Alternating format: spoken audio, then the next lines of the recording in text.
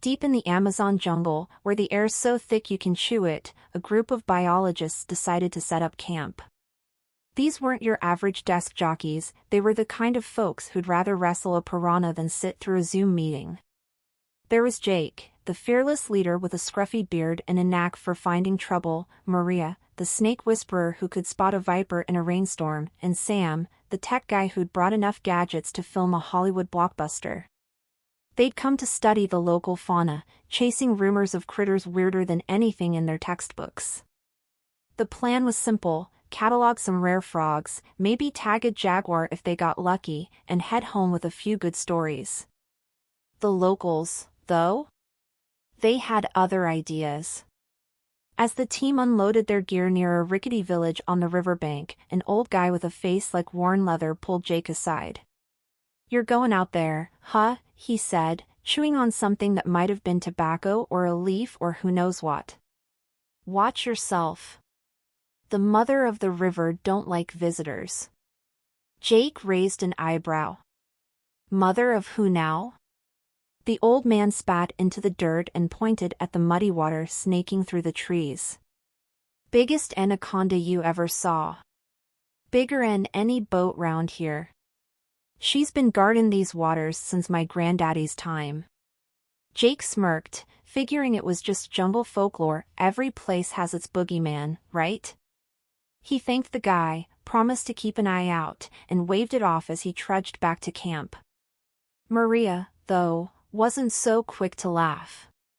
She'd spent years studying snakes, pythons, boas, you name it, and she knew anacondas were the heavyweights of the reptile world.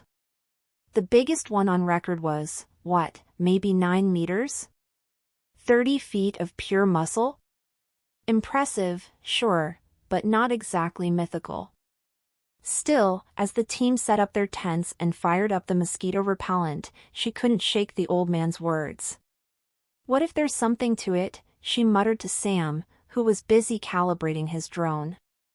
"Like, what if the jungle's hiding a freak of nature?"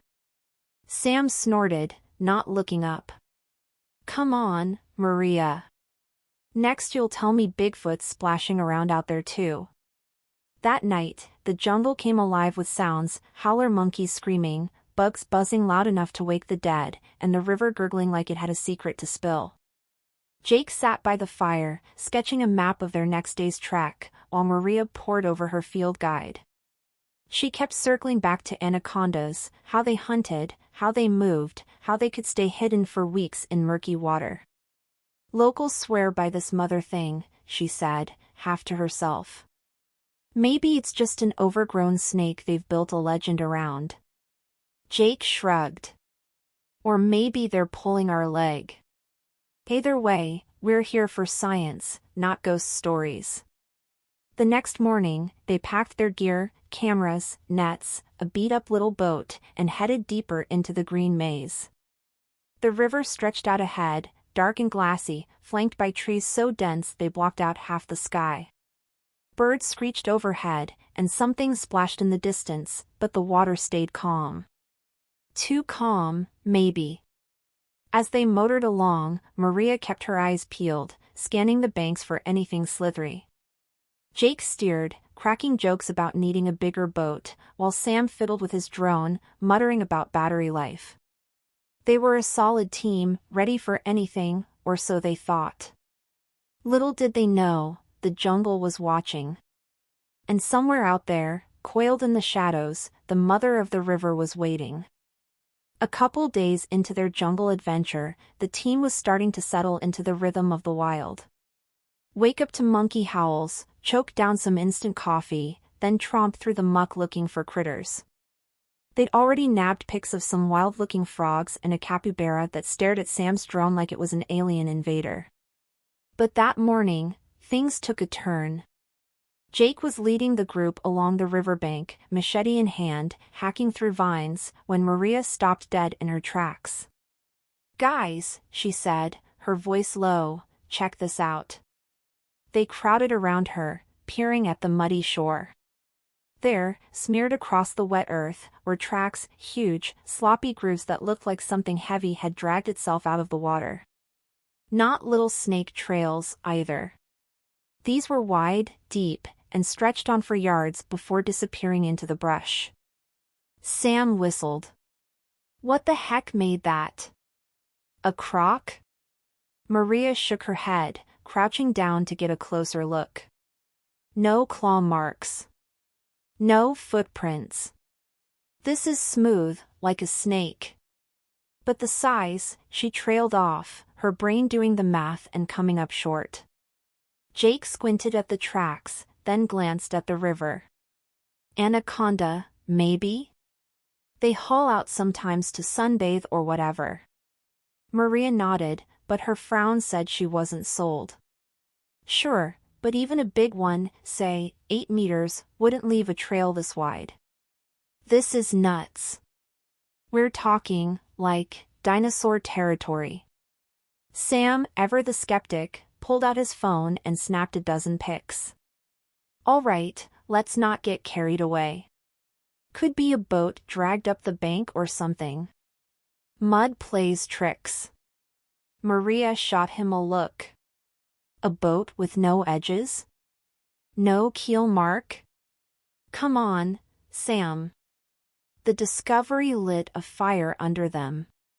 They spent the next hour poking around, measuring the tracks, almost 2 feet across at the widest point, and scraping mud samples into little vials. Jake even hacked through some bushes, following the trail until it vanished into a tangle of roots. Whatever it was, it's gone now, he said, wiping sweat off his face. But I'll tell you what, it wasn't small. Maria kept staring at the river, that old man's warning echoing in her head. Mother of the river. She didn't say it out loud, but the hairs on her neck were standing up.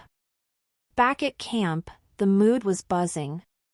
Sam uploaded the pics to his laptop, zooming in like a detective on a crime show. Look at this, he said, pointing at the screen. The mud's pushed up on both sides, consistent with something sliding through. No tire tracks, no hoof prints. I'm not saying it's your monster snake, Maria, but it's weird as hell. Jake grinned, cracking open a warm beer. Maybe we're onto something big, literally. Imagine the headlines, biologists bag behemoth. Maria rolled her eyes but couldn't hide a smirk. Let's not jinx it. We need more than mud to prove anything. That night, they sat around the fire, tossing theories back and forth. Maria stuck to her guns, an anaconda, just way bigger than science said was possible. Sam leaned toward a fluke, like a log or a freak erosion thing. Jake? He just liked stirring the pot. What if it's the locals messing with us? Drag a tarp through the mud, spook the city slickers? The others groaned, but they couldn't rule it out. Still, as the fire crackled and the jungle hummed, there was this unspoken feeling, like they'd stumbled onto something they weren't ready for. By morning, the tracks were all they could talk about. They decided to scout the river more, load up the boat, and see if they could spot whatever left that mess. The sun was barely up, painting the water gold, when they pushed off. Little did they know, the jungle wasn't done with them yet. Don't forget to subscribe and like this video. This is very important to understand whether you like this video. Thank you. The little boat chugged along the river, cutting through water so dark it looked like spilled ink. Jake was at the helm, steering around gnarled roots poking out like bony fingers, while Maria hung over the side, scanning for anything that slithered. Sam had his drone buzzing overhead, the faint whine blending with the jungle's non-stop soundtrack of screeches and rustles. They'd been out for hours, chasing the ghost of those massive tracks, but so far, nada. Just fish jumping and the occasional caiman eyeballing them from the shallows.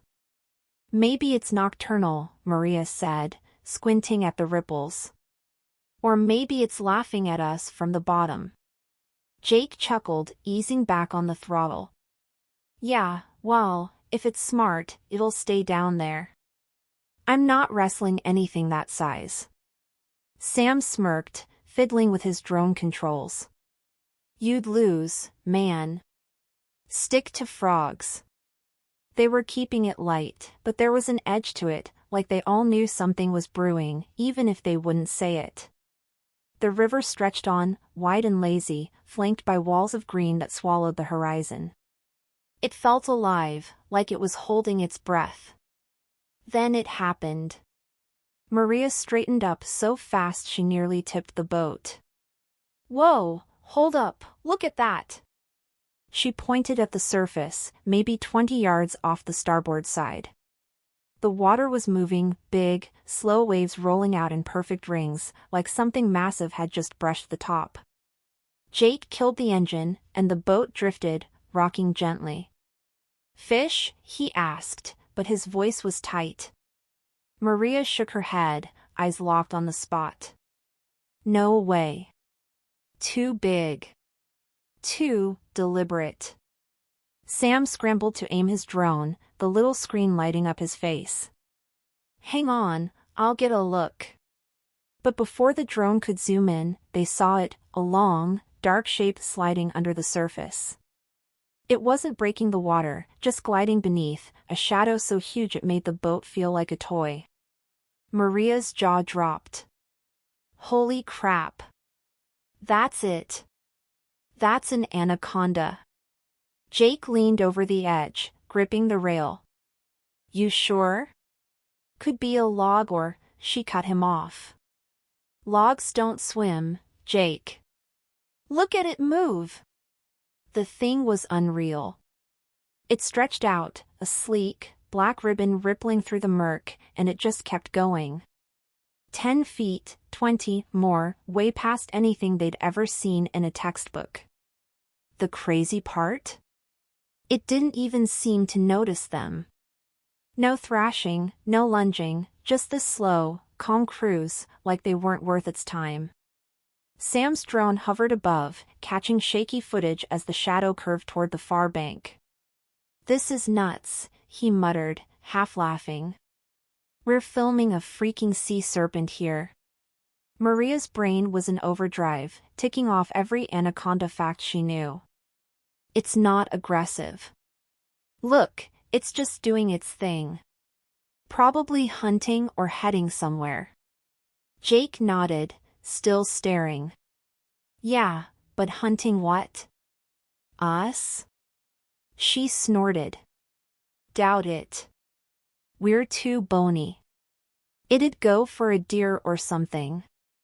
The boat bobbed as the waves faded, the silhouette slipping deeper until it was gone, swallowed by the river's dark belly. For a minute, nobody spoke. The jungle hummed around them, oblivious, while they sat there, hearts pounding. Sam broke the silence, replaying the drone clip. Okay, that was wild. We've got proof now, something's out here. Maria nodded, her voice steady but buzzing with excitement. And it's bigger than anything on record. Way bigger. Jake grinned, restarting the engine. Guess we're not going home empty-handed after all. They didn't know it yet, but that glimpse was just the beginning. The boat was buzzing with energy after that underwater showdown. Maria couldn't sit still, pacing the deck like a kid on Christmas morning, while Sam hunched over his laptop, scrubbing through the drone footage frame by frame. Jake kept the boat steady, circling back to where they'd spotted that monster shadow, half expecting it to pop up and say hi. We need to figure out how big that thing was, Maria said, her voice practically vibrating. That wasn't just big, it was record-shattering big. Sam nodded, eyes glued to the screen. Yeah, well, let's science the heck out of it then. They started with what they had, the video. Sam pulled up a still where the anaconda's silhouette was clearest, a long, dark smear against the murky water. Okay, he said, dragging a ruler tool across the image. The boat's 3 meters long, right? Using that as a scale, he clicked around, muttering numbers, then sat back with a low whistle. 12 meters. At least. Maybe more if it was coiled up down there. Maria blinked. 12 meters? That's What, 40 feet? That's insane. Jake grinned, leaning over. Told you we'd bag a behemoth. 40 feet. The number hung in the air like a punchline nobody could believe. The biggest anaconda ever officially measured was just shy of 30 feet, and that was a legend in itself. This thing? It was rewriting the rules. Maria grabbed her notebook, scribbling fast. If it's that long, it's gotta weigh, what, 1,000 pounds? More? And that girth, it could swallow a cow whole. Sam laughed, shaking his head. Forget cows. It could eat us and still have room for dessert. They weren't done yet, though. They had photos too, snaps from the boat's edge and a few blurry drone shots before the snake dipped too deep. Maria spread them out on a crate, piecing together the puzzle. Look at the pattern, she said, tracing the faint diamond shapes along its side. Classic anaconda markings, just supersized. Jake squinted at one pic, the water rippling around that endless shadow. Think it's the only one? Or are we in Jurassic Park territory with a whole family of these suckers? Maria shrugged. Could be a freak mutation. Or maybe the jungle's been hiding giants like this forever. Sam uploaded everything to his cloud drive, triple-checking the files. This is gold, he said, grinning. National Geographic's gonna lose its mind. We've got video, pics, measurements, the works. But Maria wasn't celebrating yet. She kept staring at the river, her excitement tangled with something else. We need to be careful, she said. If this gets out, every nut job with a gun's gonna come hunting it. We've gotta document it right, protect it, you know? Jake nodded, serious for once. Yeah. This isn't just a trophy. It's a freaking marvel. They spent the rest of the day playing detective. Sam tweaked the drone footage, enhancing shadows to guess at the snake's full length, maybe even 13 meters if it had been stretched out. Maria dug into her field guide, comparing their shots to known anacondas, muttering about muscle mass and habitat. Jake rigged up a GoPro on a pole, dunking it underwater to see if they could catch another glimpse. Nothing showed, but the river felt different now, like it was daring them to dig deeper. By dusk, they were beat, sprawled out on the boat with a cooler of warm sodas.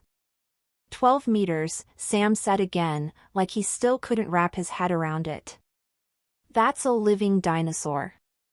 Maria smiled, tired but lit up. And we've got the proof. This is why we came here. Jake raised his can. To the mother of the river, may she keep scaring the crap out of us. They clinked drinks, laughing, but their eyes kept drifting to the water, wondering what else was out there. The sun was dipping low, turning the river into a sheet of molten gold, when the team decided to call it. They'd spent the day chasing their monster snake, but the mother of the river wasn't giving them an encore. Maria stood at the boat's edge, staring at the spot where that massive shadow had vanished. She's gone, she said, half disappointed, half awed. Slipped right back into the deep end. Jake throttled down the engine, letting the boat drift. Yeah, well, she gave us enough. We've got the goods, time to head home and blow some minds.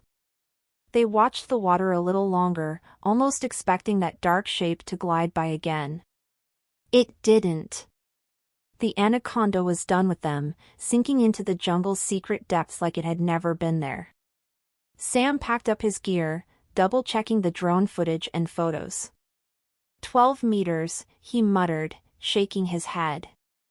Still can't believe it. That's not just big, it's a ghost story come to life. Maria nodded, her notebook stuffed with sketches and numbers. And we're the only ones who've seen her. For now.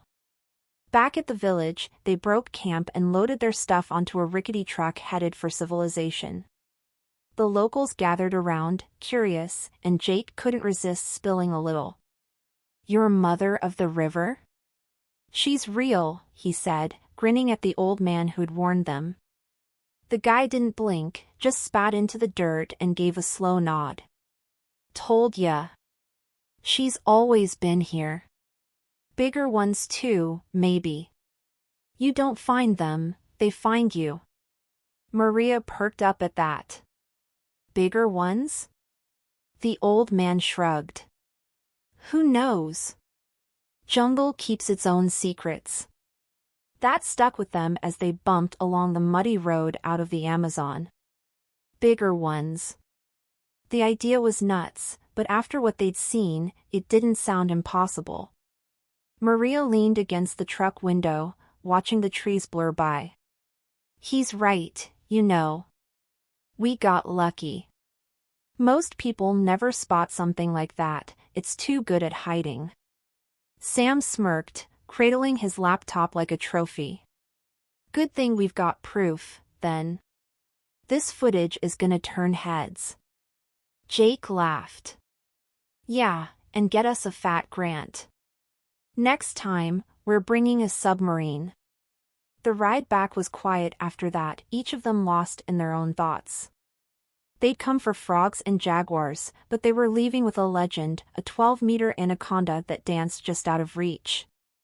Maria kept replaying it in her head, the waves, the shadow, the sheer size of it. Sam was already drafting emails to journals, itching to share their haul. Jake just drove, humming off-key, probably dreaming of the bar stories he'd tell. When they finally hit the city, it felt like waking up from a fever dream. Concrete and noise swallowed the jungle's wild hum, but they carried it with them, those blurry pics, that shaky video, the muddy tracks etched in their minds. They'd present it all at some stuffy conference, watch the suits gasp and argue, but deep down, they knew the truth. The mother of the river wasn't just a snake.